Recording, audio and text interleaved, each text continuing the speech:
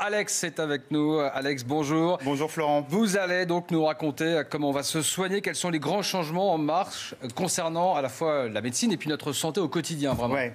Alors ce qu'on peut dire, c'est que la médecine du futur va clairement bénéficier des innovations technologiques. Et parmi les grandes révolutions à venir, l'imagerie médicale, qui fait des progrès absolument fulgurants, si bien que d'ici 2050, nous allons tous pouvoir disposer de notre double numérique. Alors ça veut dire quoi, avoir un double numérique? C'est très simple. Regardez ces images. Il suffira en fait de nous faire scanner de la tête aux pieds en 3 dimensions, bien évidemment par notre chirurgien, par notre médecin, qui pourra se balader virtuellement dans notre corps comme on se balade dans un jeu vidéo. Sauf que là, évidemment, ce qu'on verra, ce sera l'intérieur de notre corps en temps réel. Donc le médecin, le chirurgien pourra visiter les moindres recoins de notre anatomie sans rien endommager. Donc c'est absolument révolutionnaire. On sait que voilà, il y a des examens qui sont parfois douloureux, qui prennent du temps, parfois sous anesthésie générale. Tout ça, ce sera vraiment relégué au passé. Ça paraît complètement dingue. Ouais. La technologie qui va donc optimiser cette phase du diagnostic médical, mais aussi l'étape de l'analyse.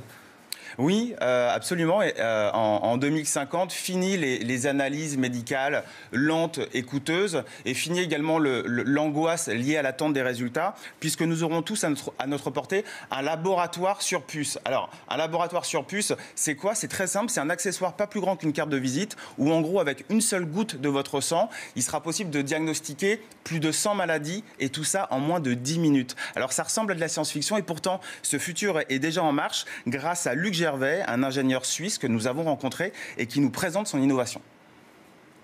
Le laboratoire sur puce est composé de 2 composantes principales, la puce microfluidique qui est jetable et le lecteur qui est réutilisable. Il est très facile d'utilisation. Je commence en me piquant le doigt. Je prends une goutte de sang que j'insère ensuite sur la puce microfluidique.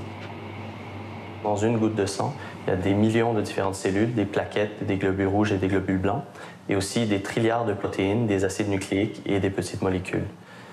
La puce microfluidique va filtrer le sang et acheminer le plasma à travers la puce. On peut détecter des centaines de maladies à l'aide de cet appareil.